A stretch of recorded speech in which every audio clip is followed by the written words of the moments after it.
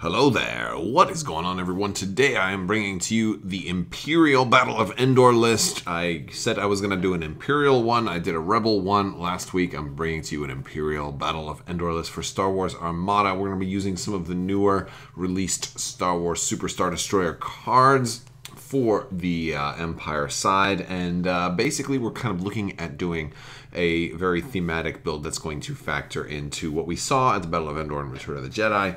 This one is going to be a little harder to, I think, make really work quite as well, because really the only thing you see in the Battle of Endor is a Super Star Destroyer and a whole bunch of Imperial Star Destroyers, although we do know that there's an interdictor in there as well, hence the whole we only need to stop them from escaping line, and it's definitely been errated that they were there just kind of off screen, so we're going to go ahead and include one of those as well.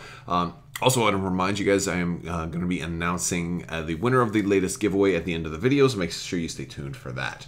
So let's go ahead, and I will be putting a link to Fab's fleet generator in the description below. Normally, you know, I tend to use Ryan Kingston's, but today we're going to do something a little different because Fab's has updated with everything. So we're going to click on manual build here, and we'll go with we'll select that free box because we're not going to be utilizing our collection because obviously I don't have this in my collection. So we're going to go with an Imperial fleet, and the first thing we're going to do is we're going to start off with the big bad ship itself, the Super Star Destroyer. So I'm going to come down here and I'm going to select Super Star Destroyer.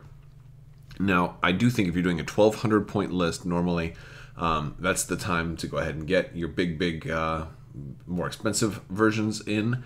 However, I would really like to be able to go with just a cheaper, you know, a Star Dreadnought Command prototype or Star Dreadnought Assault prototype, just because it would give me a lot more points. I mean, you know, the high end is almost twice the cost of the cheaper one.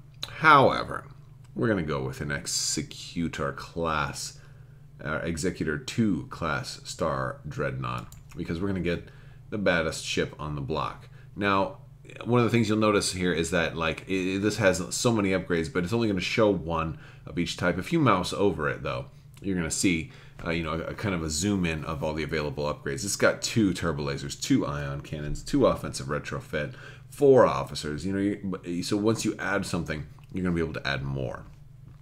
So when looking at something like this, it can be tricky to think of, well, what kind of turbo laser upgrades do we want to give this thing? Because I'm going to load this thing out. This is going to be the centerpiece to my collection. And because I'm going to load it out so much, I definitely run the risk of not having ideal shots because people can probably just fly out of this, out of its front arc. And while I would love to put Piet on the Executor because he definitely was on the Executor, I don't know if he was necessarily the highest ranking Imperial for the battle. Granted, the Emperor was there, but I think Moff Jerjerrod was kind of, you know, the Imperial that was actually running things in the battle. The Emperor was busy with Luke. Piet was just focusing on, you know, part of the fleet. So I'm going to put Jerjerrod in charge. And I will also admit I've taken some artistic liberty here because Jerjerrod is going to work a lot better. I think Jerjerrod is going to be a great commander to use with a Super Star Destroyer, especially if you want to make sure it's pointed the right way and you can get that big nasty front arc on the ships you need to get it on. Him giving it that double turn, as well as your other ships, is, you know, is just, I think, going to be really important. And also because I'll really kind of just want to be doing a little bit more with the concentrate fire tokens here. So I don't want to have to nav, and Jerjerrod's going to allow me some pretty good maneuverability even if I don't nav.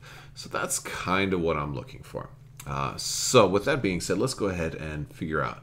Now, our front arc has got a lot of dice. We've got 10 dice in our front arc. And we have pretty good in our left and right arcs. We have still 4 red, 3 blue. We have 8 dice in our left and right arcs. The auxiliary arcs aren't too bad either. One of the things I've thought about is putting enhanced armament, because this way your whole front half is really strong. You're still going to have 5 red dice in your left, your right, and your front.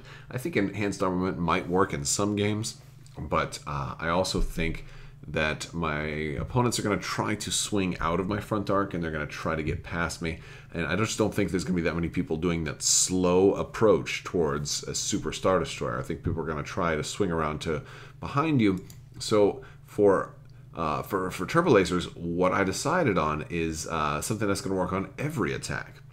And that's going to be quad battery turrets. First off, it's half the price of some of those really nice high-end turbo laser upgrades, and it's going to give me a die for every attack, whether it's side, front, left, right, auxiliary, rear, whatever. It's going to always add a die, as long as somebody's not doing, coming in, trying to come in too come in too slow. And of course, if they want to just come in slow to deny me this die, I don't mind, because that means that they're not going to have as many dice to bring on me. And also I'll be able to outmaneuver them with Jerjerrod, because if they're coming in slow, they're not going to be able to swing around my arc, especially after I do a 2-yaw turn. So I really like the idea of quad battery turrets, and add, on top of that, we're also going to add XI7s. Again, see, you'll notice I can still add another turbo laser, and I'll add XI7. And now that's grayed out. We've taken up both of those slots. So I'm going to put 2 ion cannons on here also, kind of just because I can.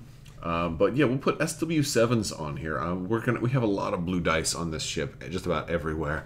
And one of the things we don't want to do is we don't want to have a whole bunch of accuracies. And so, I figure I'll go ahead and put SW7s on there. That's going to be really nice. I do have I'm going to build in some built-in ability to do rerolls here, but I just don't want to have to reroll all the time. And so if I end up getting like maybe 1 red blank and a whole bunch of blue accuracies, I'll still have a lot of guaranteed damage. So I like that. And then, you know what, for giggles, let's go ahead and put the heavy ion emplacements on here. I know I'll only get 1 shot out of it, but we'll save that for like that target that I really absolutely have to have. This one doesn't really need to be there, so if you're following along with me and planning on something like this is one thing you could definitely take out and just save points on or assign somewhere else. But I like this card. I'm putting it on there. I just want this. The idea is I want this ship to be so deadly and so threatening that, and this is just one more thing to make it a little bit scarier. So, and that's definitely what I'm going for. I definitely want it to be scary. Okay, we are definitely going to go with gunnery team to be able to attack from the same hull zone more than once per activation.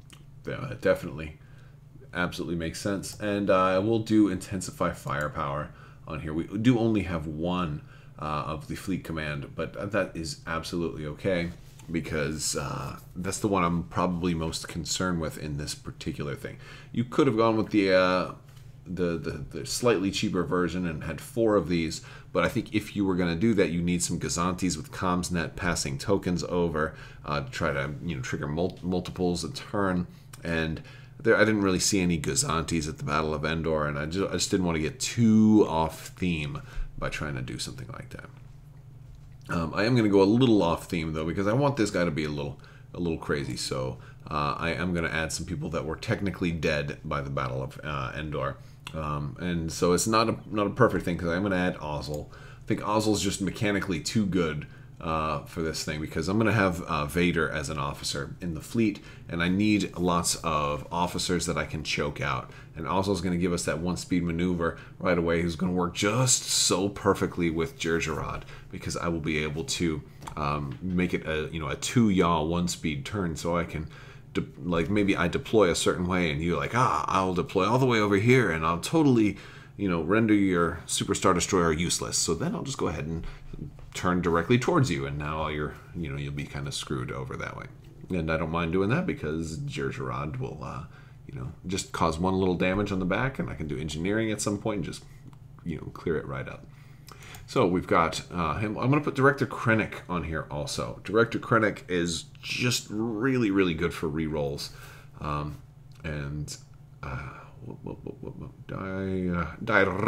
Krennic. And I know I'm going right past him. He's up here a little more. There he is. Okay. They're sorted by price, not alphabetically. Krennic, Krennic is just going to be great, because if I've spent a command dial, I can re-roll any number of the red dice. So he's perfect for those long-range shots, and I won't really need to re-roll blue dice, because all of my SW7s is going to ensure that every blue die is something that I want.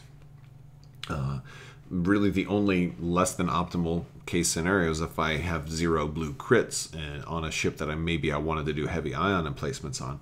But that's not really a big deal, you know, because I'm going to have 3 attacks. So if I don't get to trigger heavy ion attacks on one, I'll get it on one of the other ones. So I'm okay with that. So Krennic's going to be really, really strong on this ship. I won't really get a whole lot to help me with my 1 black die in each arc, but I can live with that.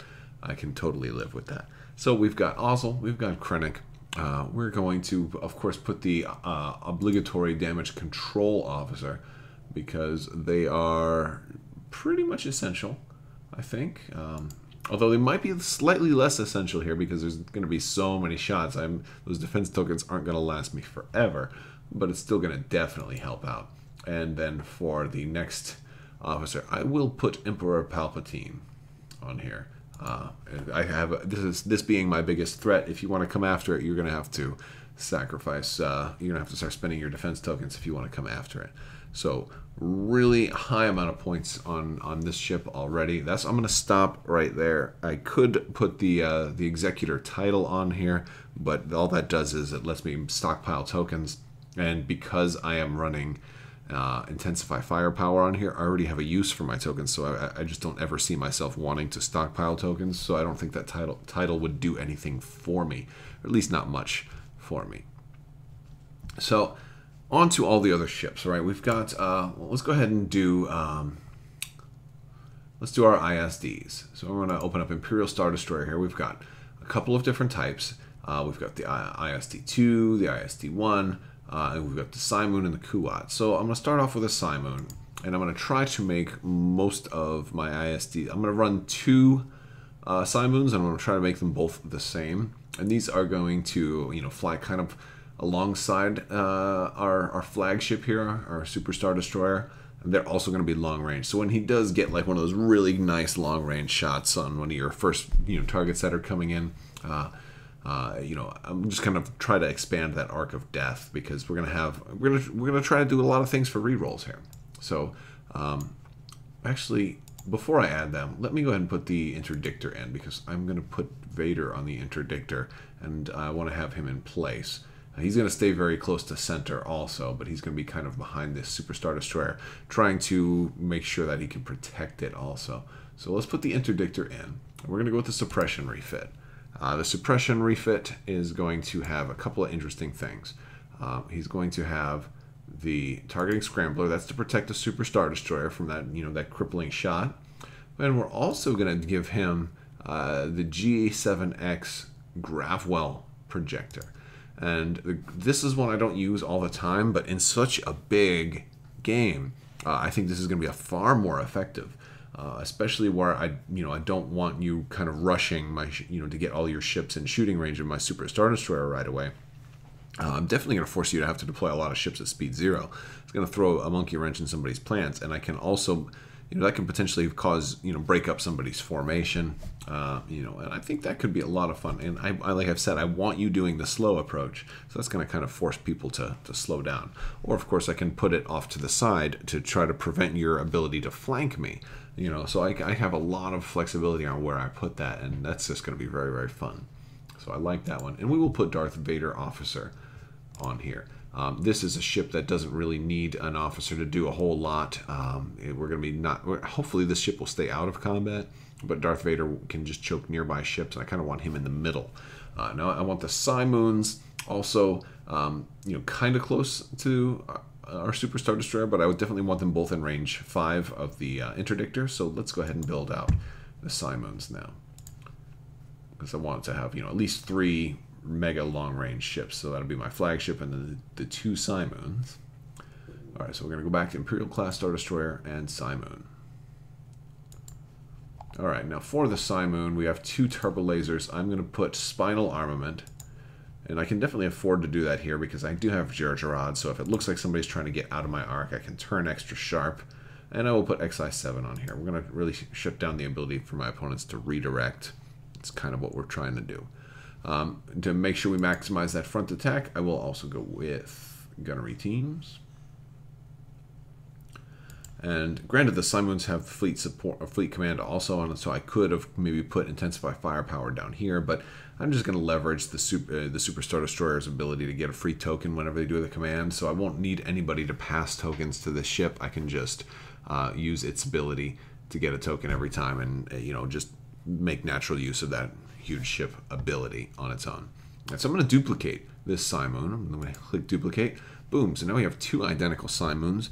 And I like running identical ships because it just, there's less for me to have to remember on such a big game with so many ships. Now, I'm going to make these a little different, though. Well, actually, no, these two actually will stay the same. I'm going to give them each skilled first officer. I was thinking I might put different officers on them, but skilled first officer is only 1 point.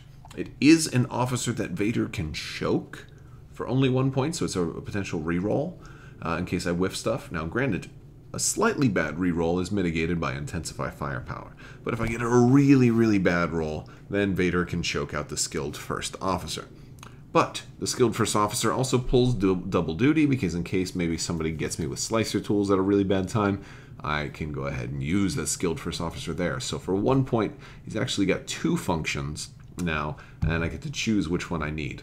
I'm guessing it's probably going to be Vader choking him out for over a roll that has 5 blank red dice. But hey, that's fine. For 1 point, I will absolutely take it. So skilled first officer on both of those. Now I'm also going to add Kuats, and these are going to be the ships that, in case some flankers try to get around the center of like our Super Star Destroyer and our flanking Simoons, if somebody's trying to fly around that whole formation, they're going to have to go face to face with the Kuats. And the Kuats of course have the black dice, and I'll build one out, and we're going to give them assault concussions. Assault concussions, extra damage, just in case their shields are already down. We can just put even more damage on top of them. That one's always nice. And I will go ahead and give them ordnance experts. All right. So we don't necessarily need the rerolls from Vader. If we get a little too far away from Vader, it's not a big deal, because we can already reroll our black dice. But we've got more. We've got a lot. We're not a black dice heavy ship. We have 3 red and 2 blue. So we may want to reroll, everything. So I will still give these guys, I think I'll still give them officers as well. So let me duplicate this, because I'm going to run 2 Kuats also. Again, protecting the flanks on both sides. And but with these guys, we're going to give them different, some different officers. So one I'm going to give Commander Geraint. Geraint is the one that says people can't do critical effects against me at all. And I don't mind that, because this is a black die ship. So this one, I might push this one a little farther forward, and I don't mind taking some shots right away, because I'll be protected from all those nasty crit effects. And then Vader wants to choke him out before I'm ready to shoot anyway. So in case I need to, for that time where I roll 3 red and 2 blue, but somebody's just out of close range. And that, if that roll's not good, then Vader can just choke him out. And then for the other one over here, I will go with Titus, as a matter of fact. Now, Admiral Titus is going to let me change somebody else's speed. He's perfect for Vader, because he works at the beginning of the game, and then he has no use after that. So he exists solely to be choked out by Vader after that. So he's actually a pretty nice little officer for only 2 points. And again, he's going to work really, really well with the Gravwell projector in case somebody is deploys just out of the zone, and I can really mess with their formation, and maybe I can even speed up a ship. If somebody deploys at speed 3, but they have a capability of speed 4, and then there's ships right next to them got reduced to speed 0, I can mess with that even more. A lot of fun stuff. So. But the problem is, this is a 1,200 point build. We're already over 1,100 points, and we've only got 1, 2, 3, 4, 5, 6 ships. I've seen 400 point lists with more ships than this. So we kind of have a little bit of an issue. But that's okay. That's okay, because we're going to add some squadrons now. And this is kind of why I was saying this is a little bit of an issue, because we have... we're trying to do this Battle of Endor build. And there were a lot of Star Destroyers at the Battle of Endor. Problem is, if you're trying to replicate, the Empire had much more overwhelming force than the rebels did, and the only reason they lost. So I think the idea with this list is, oh yeah, there's 40 more ISDs that are just not engaging. These are just the closest, section of the Imperial fleet that's there. That's the way you have to kind of look at it, because they didn't hit everybody. So we're going to add squadrons now. We don't have that many more points, but we're going to add TIE fighters. And we're going to add quite a few of these. We'll add 2, 3, 4, 5, 6 TIE fighters. And the thing is, I'm not putting any named pilots in here because I just want to have as many squadrons as I can fit. And we're going to go TIE interceptors, because we definitely do see TIE interceptors here. But again, we're not going with any named ones because we're just trying to get how much this will add 2. And that brings us up to 1178, and 2 more ought to do it. Boom, boom, duplicate again. So now we have 4 interceptors and 6 TIE fighters. That brings us exactly to 1,200 points.